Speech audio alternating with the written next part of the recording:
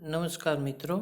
आज का हमारा टॉपिक है कक्षा 12वीं का 8वां पाठ जो है चार्ल्स टाउन से जोहानिसबर्ग, जो कि हमारे गांधी जी यानी कि मोहनदास करमचंद गांधी के द्वारा लिखा गया। उनके बारे में परिचय प्राप्त करें तो जन्म सन 1869, निधन 1948 में। वो पोरबंदर शहर गुजरात के रहने वाले थे। जैसा कि हम जानते ही हैं, वो उनकी प्रारंभिक शिक्षा जो है राजकोट में हुई थी। बैरिस्ट्री की पढ़ाई, वकीलात की पढ़ाई के लिए इंग्लैंड गए थे। दक्षिण अफ्रीका में भी वकालत के लिए गए थे और हिंदुस्तानियों का वहाँ जो स्वाभिमान के लिए उन्होंने लड़ाई की। और फिर बाद में भारत आकर भी अंग्रेज़ों के खिलाफ स्वतंत्रता की जंग छेड़ी। उनकी अगुवाई में भारत को यानी क्या वो आगे रहते हुए भारत को आज़ादी मिली और इसके बाद राष्ट्रपिता कहलाए। वो बहुत सारी उनकी जानकारी है, हमें मालूम है। और इसके साथ सत्यना प्रयोगों नामक गुजराती भाषा में उन्होंने अपनी आत्मकथा लिखी है, जो कि विश्व की अधिकतर भाषाओं में उनका अनुवाद ट्रांसलेट हुआ है।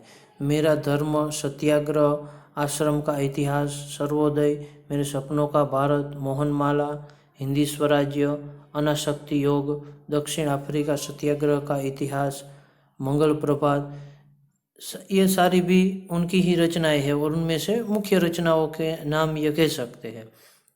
अब इसके बाद बात करें तो यहाँ पर प्रस्तुत जो कृति है वो उनकी आत्मकथा का अंश है। उन्होंने लिखी हुई आत्मकथा जो है सत्यना प्रयोगों, उसमें से यह भाग लिया गया, जिसमें क्या बात है मुख्य कि चार्ल्स टाउन से जोहानिसबर्ग जो दक्षिण अफ्रीका में आया हुआ भाग है, वहाँ पर जब गांधी जी जाते हैं और यात्रा करते हैं तो उस समय एक गोरे के द्वारा किए गए अमानुषिक व्यवहार यानी ठीक न हो लगे मनुष्य के लिए ऐसा व्यवहार जो किया गया उनका वर्णन है। और साथ में अपमानजनक पीड़ादायक वर्ताव तत्कालीन भारतीयों की हीन दशा का परिचायक है कि वहाँ किस प्रकार भारतीयों की दशा थी, क्योंकि उस समय विदेशों में साधारण भारतीयों की स्थिति एक कुली के समान थी। तो वही मुख्य बात को समझाने के लिए यह पूरा उनका भाग जो है, उनकी आत्मकथा का एक भाग यहाँ पर दिया गया है। तो उसे हम विस्तार से देखें तो क्या कहा गया है कि ट्रेन सुबह चार्ल्स टाउन पहुँचती थी। उन दिनों चार्ल्स टाउन से जोहानिसबर्ग पहुँचने के लिए ट्रेन नहीं थी। घोड़ों की सिक्रम थी कि ट्रेन चार्ल्स टाउन तो पहुँचती थी, पर चार्ल्स टाउन से जोहानिसबर्ग जाने के लिए ट्रेन नहीं मिलती थी। तब कहाँ जाना होता था? घोड़ों की सिक्रम के जरिए। सिक्रम यानी कि एक तरह से घोड़ा गाड़ी कहते हैं, जो क्या कहें हम कि आमतौर पर कहे तो जो बगी कहते हैं, उसमें बैठकर जाना होता था और बीच में एक रात स्टैंडर्टन में रुकना पड़ता था।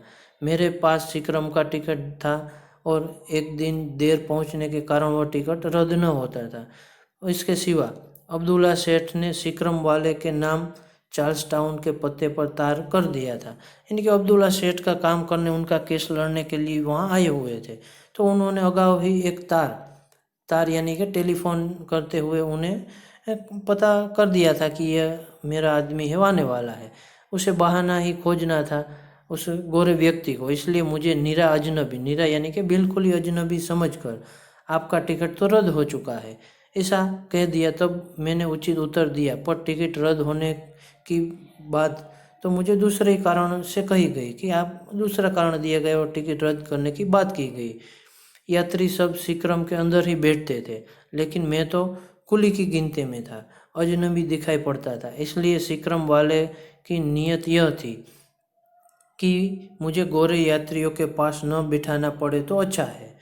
इसलिए क्या किया गया उसके द्वारा कि सिक्रम के बाहर जो है, अर्थात कोचवान की बगल में, कोचवान यानी क्या होगा कि जो घोड़ा गाड़ी चलाने वाला व्यक्ति होता है वो कोचवान, तो उसके ही बगल में पास में है दाएं बाएं 2 सीट जो रहती है, आमतौर पर हम देखते ही है। तो ऐसी सीट में उनमें एक पर सिक्रम की कंपनी का गोरा मुखिया बैठता था, जो चलाने वाली कंपनी होती है उनका मुखिया, वह अंदर बैठा और मुझे सिकवा कोचवान की बगल में बैठाया। मैं समझ गया कि यह तो बिल्कुल अन्याय है, अपमान है, पर मैंने अपमान को पी जाना उचित समझा, क्योंकि जोर जबरदस्ती से अंदर बैठ सकूं ऐसी स्थिति भी उनकी नहीं थी, ऐसा गांधी जी जो कह रहे हैं। अगर तकरार में पड़ूं, यानी तकरार यानी कि झगड़े में पड़ूं, तो सिक्रम चली जाएगी और एक दिन ज़्यादा है, वहाँ रुकना पड़ेगा, टूट जाएगा। फिर दूसरे दिन तो क्या हो, वो तो देव जाने, वो तो भाग्य ही जाने कि क्या हो। इसलिए समझदारी से काम लेकर वो है सिक्रम वाले की कोचवान के पास की जो जगह दी गई थी वहाँ बैठ गए। पर मन है बहुत झुंझलाया। मन में अभी तक वो बातें हैं, वो खींच रही थी उनको, है वो ठीक न लगा। लगभग 3 बजे सिक्रम है पहाड़ी को पहुंची। उस गोरे मुखिया ने चाहा कि जहां मैं बैठा था वहां वह बैठे। जो अंदर बैठा हुआ था गोरा, तो बाहर आया क्योंकि उसे सिगरेट पीनी थी, थोड़ी हवा भी खानी थी। इसलिए वो कोचवान के बगल में बैठना चाहता था। एक मेला सा बोरा जो वहीं कोचवान के पास पड़ा था, गाड़ी चलाने वाले जो कोचवान, उनके पास एक बोरा पड़ा हुआ था, वो उठा लिया और पैर रखने के पटिए पर बिछाकर मुझसे कहा, सामी तुम यहाँ बैठ। गांधी जी को कहा उस बोरे को रखकर कि तुम इस पर बैठो, मुझे बाहर बैठना है, मुझे कोचवान के पास बैठना है। मैं उस अपमान को सहने में असमर्थ था। अब तक तो वो सह चुके, पर यह अपमान है वो सहने को तैयार न थे। इसलिए मैंने डरते डरते उससे कहा कि तुमने मुझे यहाँ बैठाया, मैंने वो अपमान सह लिया। मेरी जगह तो अंदर थी, पर तुम अंदर बैठ गए, मुझे यहाँ बैठाया। अब तुम्हें बाहर बैठने की इच्छा हुई और सिगरेट पीनी है, इसलिए तुम मुझे अपने पैरों के पास बिठाना चाहते हो। मैं अंदर जाने को तैयार हूँ, पर तुम्हारे पैरों के पास बैठने को तैयार नहीं हूँ। ऐसा साफ साफ गांधी जी ने उस गोरे कोचवान को, कंपनी के इस व्यक्ति को है वो बता दिया। जिनके कारण क्या हुआ कि मैं मुश्किल से इतना ही कह पाया कि मुझ पर तमाचों की वर्षा होने लगी। सीधा ही वो व्यक्ति है उसे मारने लगा और वह गोरा मेरी बाह पकड़कर मुझे नीचे खींचने लगा। बैठक के पास पीतल के सिक्चे थे। सिक्चे यानी क्या होगा कि एक तरह से देखें तो लोहे का छोटा छड़ होता है, यानी लोहे का एक डंडा सा कहे तो वो कहते, तो वो पकड़ लेते। मैंने भूत की तरह उसे पकड़ लिया और निश्चय किया कि कलाई चाहे उखड़ जाए, हाथ भले ही उखड़ जाए, पर सिक्चे को न छोड़ूंगा। मुझ पर जो बीत रही थी उसे अंदर बैठे यात्री भी देख रहे थे। वो गोरा मुझे गालियां दे रहा था, खींच रहा था, मार भी रहा था, पर मैं चुप था। वो बलवान था और मैं बलहीन था। यात्रियों में कईयों को दया आई, उनमें से कुछ बोल उठे, अरे भाई उस बेचारे को वहाँ बैठा रहने दो, उसे नाहक मारते हो। नाहक यानी बिना ही कुछ कारण के मार रहे हो, उसकी बात सच है वहाँ नहीं, तो उसे हमारे पास अंदर बैठने दो। गोरे ने कहा, हरगिज नहीं। पर थोड़ा शर्मिंदा वह जरूर हुआ। सब लोगों ने जब कहा तो थोड़ा शर्मिंदा हुआ। तो वह उसने मुझे मारना बंद कर दिया और मेरी बाह छोड़ दी। 2-4 गालियाँ तो ज़्यादा दी, पर एक होटेंडाट नौकर दूसरी तरफ बैठा था, उसे अपने पैरों के सामने बैठा कर खुद बाहर बैठा। इसलिए खुद बाहर बैठ जाता है, दूसरे के पास वो चला जाता है। यात्री अंदर बैठ गए, सीटी बजी, सिक्रम चली और मेरी छाती की धड़क रही थी। यानी गांधी जी यह सब घटना के बाद है वो थोड़े अचमचा गए थे, उनकी छाती भी धड़क रही थी। मुझे शक हो रहा था कि मैं जिंदा मुकाम पर पहुंच सकूंगा या नहीं। वह गोरा मेरी और बराबर घूर रहा था, उंगली दिखाकर बड़बड़ा रहा था, याद रख, स्टैंडर्टन पहुंचने दे, फिर तुझे मजा चखाऊंगा। मैं तो गूंगा ही बैठा रहा और भगवान ने अपनी रक्षा के लिए प्रार्थना करता रहा। तो इस तरह फिर ये सिक्रम जो थी वो धीरे धीरे होते वो रात हुई और इसके बाद स्टैंडर्टन पहुँचे। कई हिंदुस्तानी चेहरे दिखाई दिए। जैसे स्टैंडर्टन पहुँचे तो कई हिंदुस्तानी चेहरे दिखाए, मुझे तसल्ली हुई, यानी ठीक लगा कि हाँ अब मैं ठीक हूँ। नीचे उतरते हिंदुस्तानी भाइयों ने कहा, हम आपको ईसा सेठ की दुकान पर ले जाने के लिए खड़े हैं। और जिस काम के लिए आए थे, जहाँ जाने थे वहाँ के आदमी पहुँच गए थे। हमें दादा अब्दुल्ला का तार मिला है, यानी अब्दुल्ला सेठ ने कह दिया था, जिनके कारण वहाँ पहुँच चुके थे। मैं बहुत खुश हुआ।